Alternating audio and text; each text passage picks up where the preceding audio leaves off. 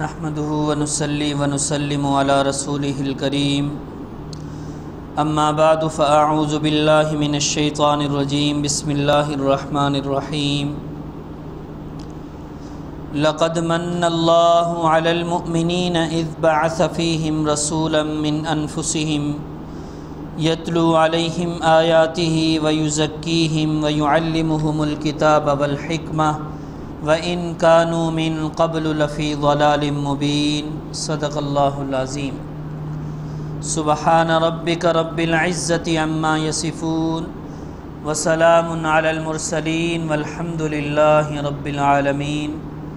اللہم صل علی محمد وعلی آل محمد كما صلیت علی ابراہیم وعلی آل ابراہیم انک حمید مجید۔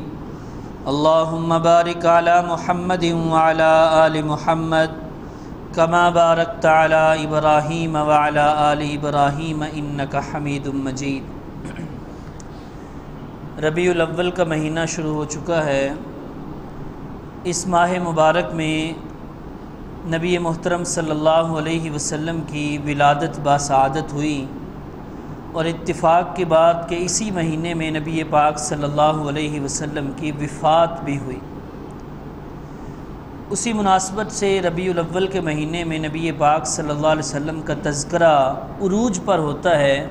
ویسے تو سارا سال ہی نبی پاک صلی اللہ علیہ وسلم کی سیرت، عظمت اور فضیلت بیان کی جاتی ہے، لیکن اس مہینے میں کثرت سے بیان کی جاتی ہے۔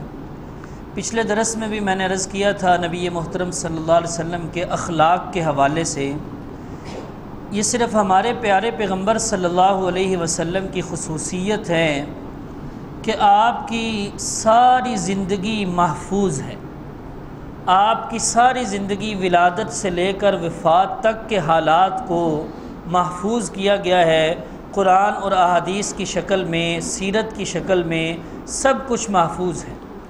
صحابہ کرام نے خاص طور پر جو آپ کی نبوت والی زندگی ہے، نبی بننے کے بعد کی وفات تک کی زندگی، وہ تو آپ یقین جانیں صحابہ کرام نے آپ کی ہر ادا کو یاد رکھا اور اس کو آگے امت تک پہنچایا۔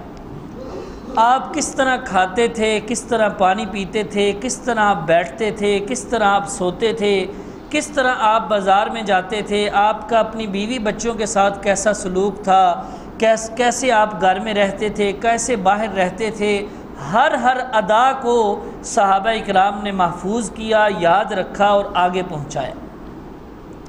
یہ دلیل ہے صحابہ کرام کی نبی پاک صلی اللہ علیہ وسلم سے محبت کی بھی۔ ایک تو اللہ رب العزت نے بھی محفوظ رکھنا تھا، کیونکہ نبی پاک صلی اللہ علیہ وسلم آخر قیامت تک آنے والے انسانوں کے لیے نمونہ تھے۔ قیامت تک آنے والے انسانوں کو ہر کام میں رہنمائی ملنی تھی، تو وہ نبی پاک صلی اللہ علیہ وسلم سے۔ اس لیے بھی اللہ رب العزت نے یہ سلسلہ چلایا کہ آپ کی ہر ادا کو محفوظ رکھا۔ صحابہ کرام نے آپ کی ہر ادا کو نقل کیا اور آگے پہنچایا۔